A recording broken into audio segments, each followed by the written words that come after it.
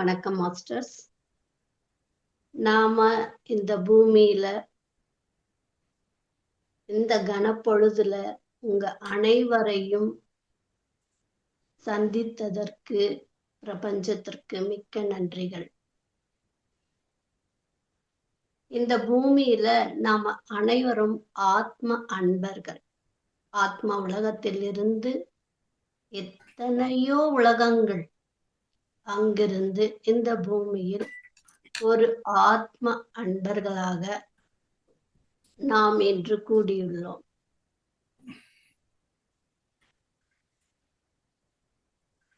நாம ஏன் இந்த பிறவி எடுத்திருக்கிறோம்?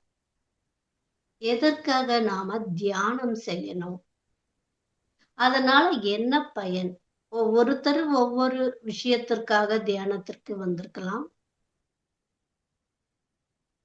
ஆனா இதனுடைய ஆழ்ந்த உண்மையான சத்தியம் என்னவென்றால், பரபிரம்மத்திலிருந்து வெளிப்பட்ட ஓர் ஒற்றை அணு தன்னுடைய பரிணாம கிரமத்தில் கனிமங்களாக, அடுத்து விருட்சங்களாக, அதுக்கடுத்து விலங்குகளாக ஒவ்வொரு பிறவியிலும் தன்னுடைய சுய அனுபவத்தை சேகரித்து கொண்டே வருகிறது. எத்தனையோ பிறவிகள். கடைசியாக மனித பிறவிக்கு வருது. இந்த மனித பிறவியில நாம இப்போ முழு மனிதனாக வேண்டும். இந்த 3 பிறவிகளை தாண்டி நாம பிறவிகள் 3ஆன்னு கேட்டா 3 கிடையாது, எத்தனையோ பிறவிகள். இந்த 3 பரிணாம வளர்ச்சியை தாண்டி இப்ப மனித பிறவி என்ற ஒரு நிலையை எடுத்திருக்கிறோம். இந்த மனித பிறவி முழுமை அடைந்திருக்கா என்று கேட்டால் இல்லை, அரை மனிதனாக இருக்கின்றோம்.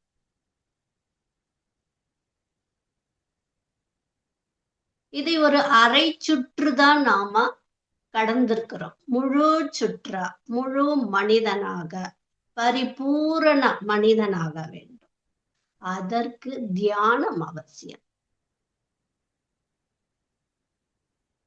இந்த 3.5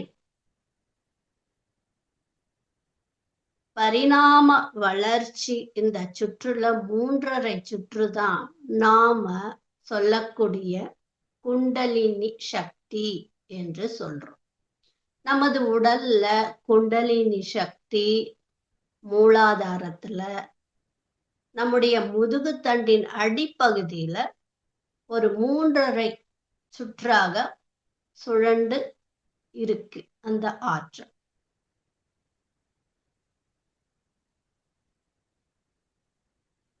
இந்த தியானத்தை நாம சரியா அதிகமா நாம தியானம் செய்யும் பொழுது இந்த ஆற்றல் விழிப்படைந்து மேல் நோக்கி வரத் தொடங்கும். தியானம் செய்ய செய்ய பிரபஞ்சத்தில் இருக்கிற ஆற்றல் அந்த பிராண உடலில் நிறையும் பொழுது அந்த குண்டலினி சக்தி மேலோங்கி செல்லும். ஒவ்வொரு சக்கரங்களை தாண்டி சகசிரார நிலையை அடையும். அப்பொழுது அந்த சமாதி நிலை, எந்த எண்ணங்களும் இல்லாத நிலை, சமநிலை. அந்த நிலையை அடையும் பொழுது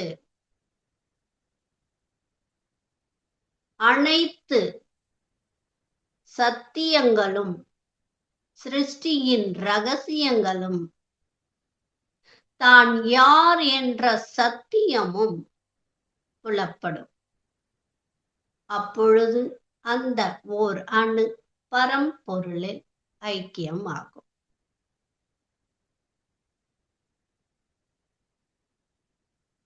பரம்பொருளாக விளங்கிவிடும். இதுதான் இந்த சுழற்சி.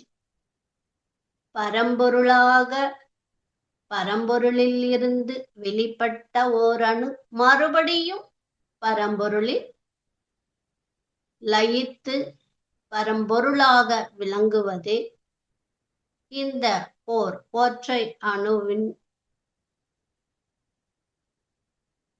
இலக்கு. இந்த மனித உடல் சாதாரண உடல் அல்ல.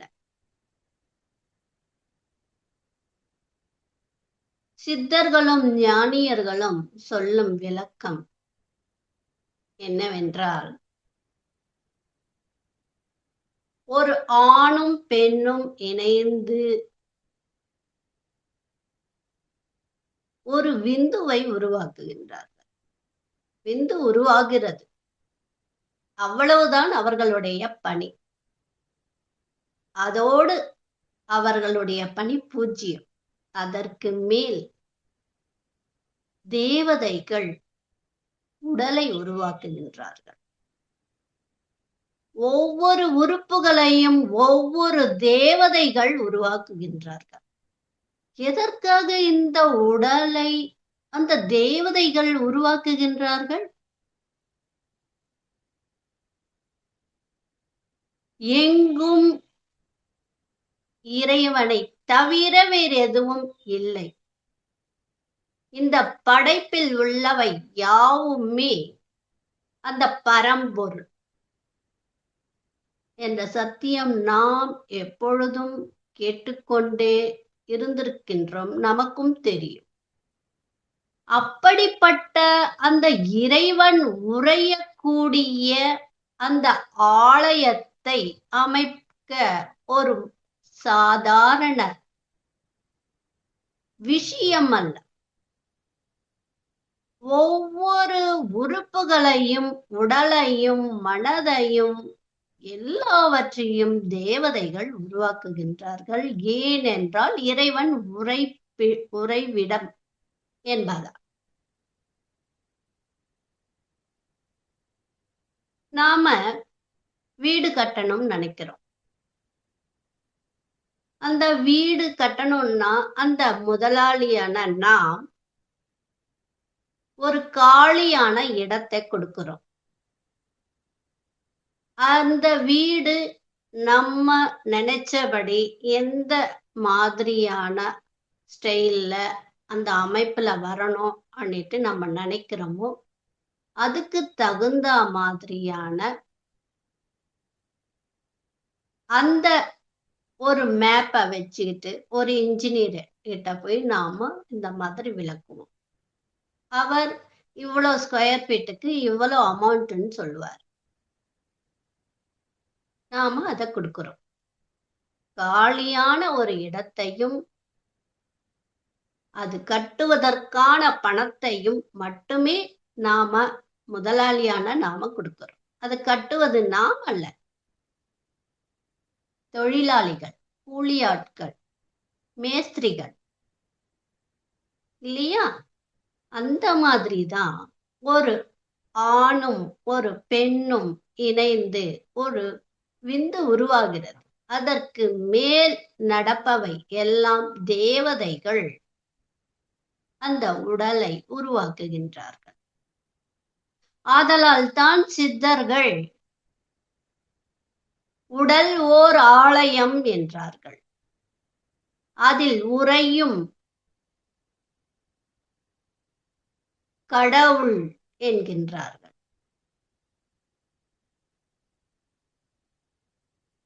இந்த ஆலயத்தையும் அதில் உறையும் அந்த இறைவனையும் நாம் தரிசிக்க வேண்டும் அல்லவா?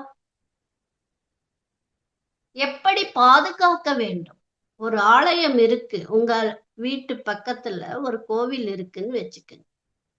அந்த கோவிலை அனுதினமும் எப்படி பராமரிக்கின்றார்கள்? எப்பொழுதும் தூய்மையாகவும் வைத்துக் கொள்கின்றார்கள். எதற்காக? அந்த எனர்ஜி வீணாகக்கூடாது. ஆலயத்தில் அவ்வளவு எனர்ஜி, இறை சக்தி அங்கு எப்பவுமே நிறைந்து இருக்கும்.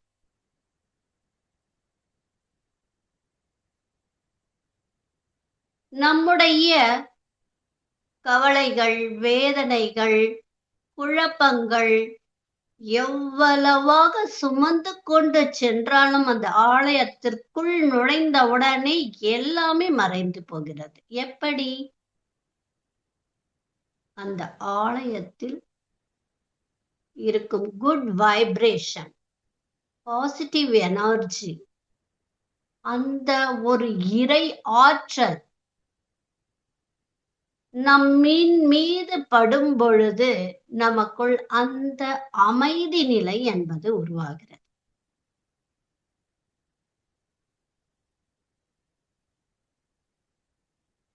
நாம எப்படி அந்த கோவிலை பராமரிக்கின்றோமோ அவ்வாறே பயபக்தியோடு நம்முடைய உடலையும் பராமரிக்க வேண்டும்.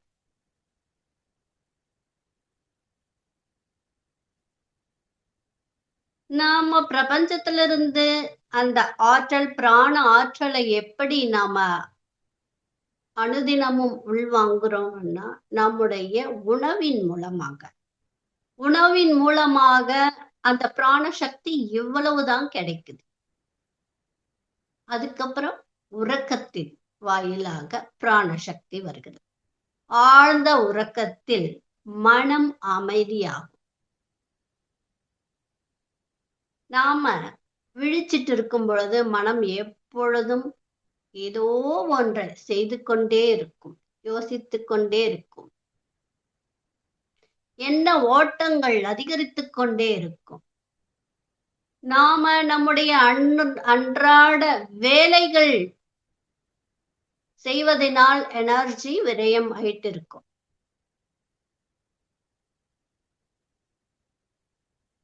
நல்ல உறக்கத்துல அத நாம அந்த எனர்ஜி, அந்த பிரபஞ்சத்துல இருக்கிற எனர்ஜி நாம உள்வாங்க. அப்ப பாருங்க, தூங்கி எழுந்த உடனே எவ்வளவு ஃப்ரெஷ் ஆயிடுவான். எப்படி வருது? தூங்கி எழுந்த உடனே நமக்கு எனர்ஜி வருதுன்னா எப்படி? அந்த ஆழ்ந்த உறக்கத்தில் அந்த பிராண ஆற்றல் நம் உடலில் நிரம்புகிறது. அதுவும் இவ்வளவுதான். உணவின் மூலம் கொஞ்சம், உறக்கத்தின் மூலம் கொஞ்சம். முழுமையா அடையணும்னா தியானம். தியானத்தின் மூலமாக நாம எந்த செயலும் செய்யாம ஒரு அமைதியான இடத்துல உட்கார்ந்துக்கிட்டு அந்த மனதை ஒரே ஒரு செயல்ல ஈடுபடுத்துறோம். முழுமையா ஈடுபடுத்துறோம். என்ன செயலை செய்ய? அந்த மூச்சை கவனி என்ற வேலையை அவங்களுக்கு தரும்.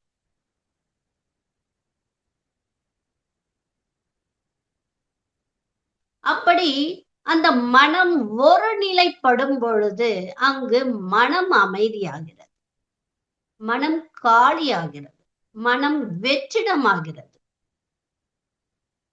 அந்த காலியான பாத்திரத்தில் எப்படி நீரை நிரப்புகின்றோமோ அவ்வாறே இந்த காலியான மனதில், காலியான அந்த வெற்றிடத்தில் பிரபஞ்ச ஆற்றல், காஸ்மிக் எனர்ஜி நிரம்பும்.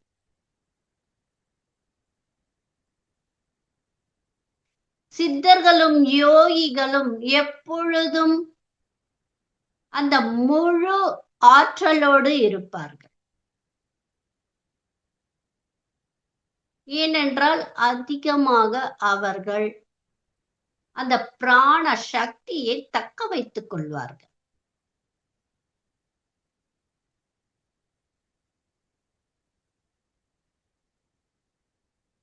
இதோடு அவங்க மௌனத்தோட இருப்பாங்க.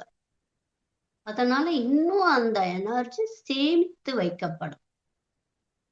பாதுகாப்பா இருக்கும். இந்த நல்லா அந்த ஸ்ட்ரென்த்தாக, அந்த வலிமை மிக்க அந்த எனர்ஜி இருக்கும் பொழுது நம்மால் செய்ய இயலாதது என்ற ஒரு வார்த்தை என்பது இருக்காது. எல்லா விஷயமும் எளிமையாக நாம செஞ்சு முடிச்சிடுவோம். உண்மைதானே? இப்போ ஒரு கண்ணாடி குடுவை இருக்குன்னு வச்சுக்கோங்க. ஒரு 2 கண்ணாடி குடுவையே எடுத்துக்கோங்க. அந்த ஒரு கண்ணாடி குடுவையில 2 குடுவையிலையும் நீரை நிரப்புங்க. ஒன்றின் மீது ஒரு நல்ல மூடிய மூடி வச்சிருங்க. இன்னொரு கண்ணாடி குடுவையில ஒரு நாள் ஒரு கோலிய போடுங்க. இன்னொரு நாள் இன்னொரு கோலிய போடுங்க. அந்த நீர் நிரம்பிய இன்னொரு கண்ணாடி பாத்திரத்துல இன்னொரு கோலிய போடுங்க. இப்படி ஒவ்வொரு நாளும் ஒவ்வொரு கோலிய போட போட போட என்ன ஆகும்? அந்த குடுவையில இருக்கிற அந்த நீரானது வெளியாகும். ஒவ்வொரு கோலி விழும்போது ஒரு அந்த கோலி அளவுக்கு தண்ணி வெளியே போயிடும்.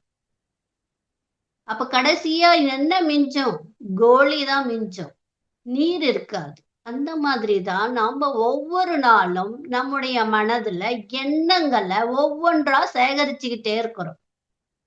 ஆனா ஒண்ணாதான் சேகரிக்கிறோமான்னு சொல்ல முடியாது. ஒரு நாளைக்கு ஏகப்பட்டது நம்ம தலையில சுமந்துகிட்டு இருக்கிறோம். அப்ப எண்ணங்கள் இருக்கும் பொழுது அங்க எனர்ஜி எப்படி இருக்கும்? குடுவை நிறைய கோலிகள் இருந்தா அங்க தண்ணி எங்க மிஞ்சும்? அப்ப நாம எந்த ஒரு செயலையும் நாம முழுமையா செய்ய முடியாது, ஆற்றலோட செய்ய முடியாது. சீக்கிரமா சோர்வடைஞ்சிடும். உடல் அனாரோக்கியத்திற்கு ஆளாகும்.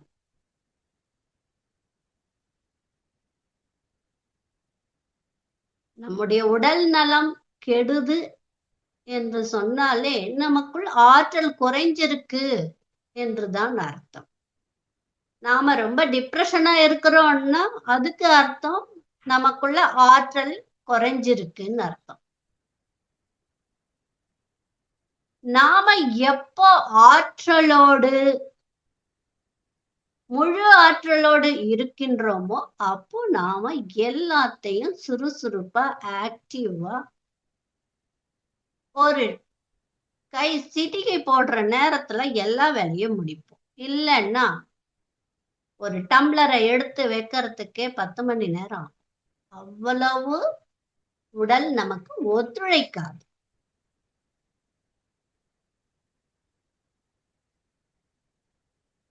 இப்படி நாம ஏதோ தியானத்துக்கு வந்துட்டோம், என்னுடைய பேரண்ட்ஸ் சொன்னாங்க அதனால தியானத்துக்கு வந்தேன், என்னுடைய கவலைகளை தீர்ப்பதற்காக நான் தியானத்துக்கு வந்தேன், இல்ல எனக்கு இந்த ஒரு விஷயம் நடக்கணும்னு தியானத்துக்கு வந்தேன், அதெல்லாம் இல்லைங்க. நான் அந்த இறைவனோடு கலப்பதற்காக நான் வந்திருக்கேன். எந்த ஒரு காரணம் சொன்னாலும் அந்த ஒற்றை அணு என்று சொல்லக்கூடிய அந்த ஆத்மாவின் பரிணாம வளர்ச்சியில் அடுத்த கட்டம் அந்த பரம்பொருள் என்ற சத்தியத்தை உணர்வதற்காக நம்மை அழைத்து கொண்டு வருகிறது. அது தானாக நிகழக்கூடிய ஒரு செயல். நாம் எத்தனையோ காரணங்களை கூறலாம், ஆனால் அதனுடைய ஆழ்ந்த உண்மை என்னவென்றால் இந்த ஆத்மா உன்னத நிலையை நோக்கி செல்கின்றது. எல்லா அனுபவங்களை சேகரித்து சேகரித்து சேகரித்து சேகரித்து எத்தனையோ பிறவிகளை கடந்து இறுதி பிறவியை ஆன மாமனிதன் என்ற நிலையிலிருந்து மகேஷன் என்ற நிலையை அடைகிறது இந்த ஆத்மா. இந்த பயணத்தில் எவர் தடுத்தாலும் எவர் நினைத்தாலும் அதனுடைய பயணம் தனக்குத்தானே நடந்து கொண்டே இருக்கும். அது ஒரு இயற்கை.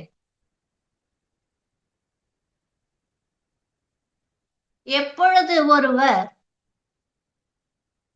தன்னுடைய நிலையை, அந்த உன்னத நிலையை அடைகின்றாரோ அப்பொழுது அவருக்கு புரியும், எதையுமே நான் செய்யவில்லை, தானாக நிகழ்கின்றது.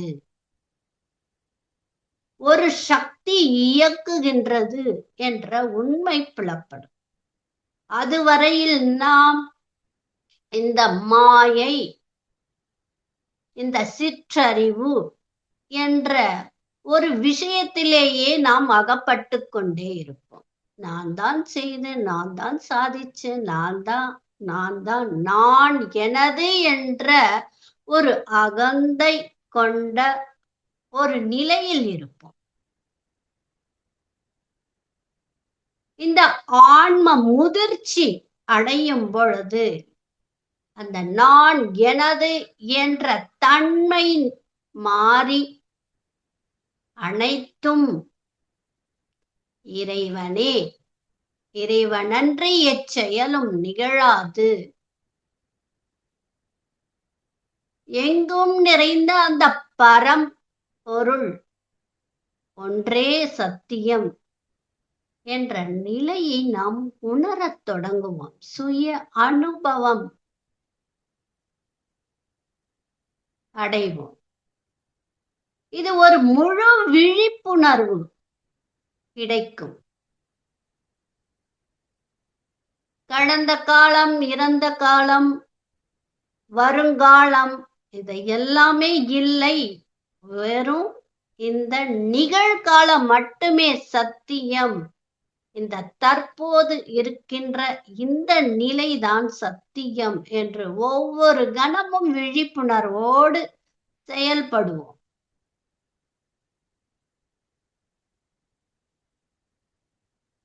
இது எப்படி சாத்தியமாகும் என்றால்,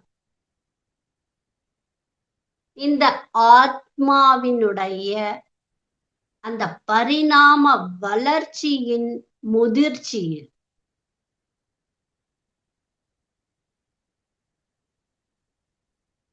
இது ஒரு சாதாரண விஷயம் அல்ல. தியானத்திற்கு நாம் அனைவரும் ஒன்று கூடி இருக்கின்றோம் என்பது.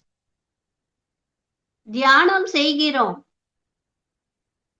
நமக்காக மட்டுமல்ல, நம்மை சுற்றியுள்ளவர்களுக்கும் அந்த பயன் என்பது கிடைக்கும். அது மட்டுமல்ல, இந்த பூமிக்கும் அந்த ஆற்றல் சேரும்.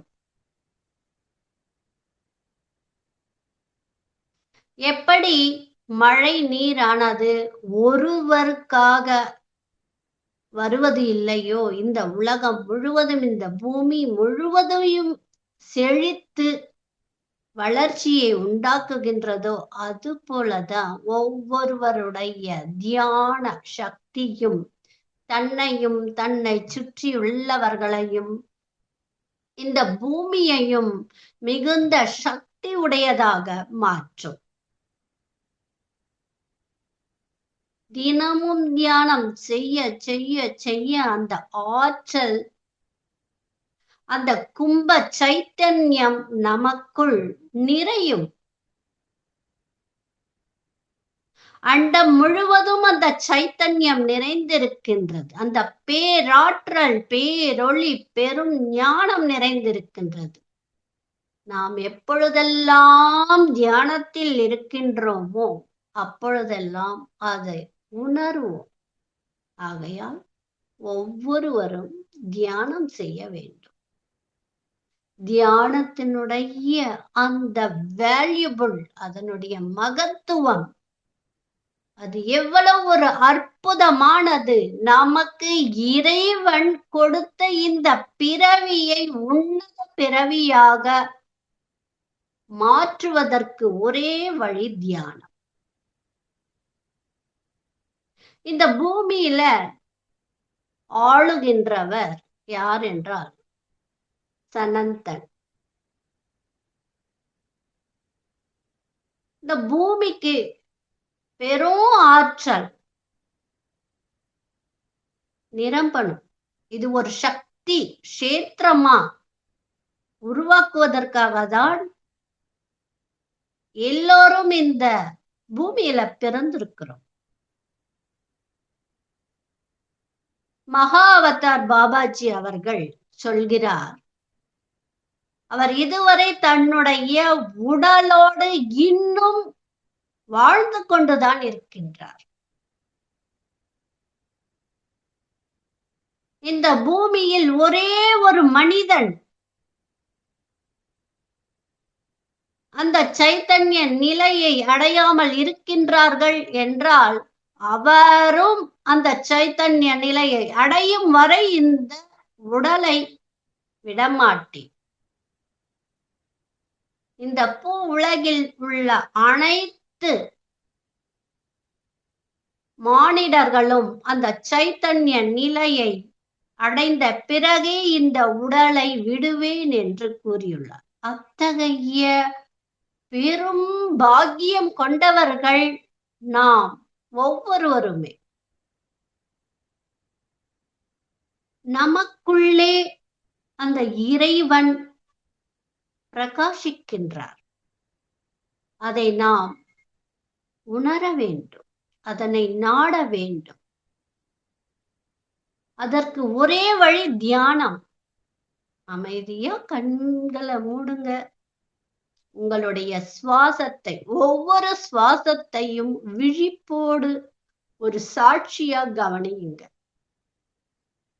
உங்களை கொண்டு சேர்க்க வேண்டிய இடத்திற்கு அது கொண்டு சேர்க்கும். அது ஒரு புனித பயணம். அனைவரும் தியானிப்போம்.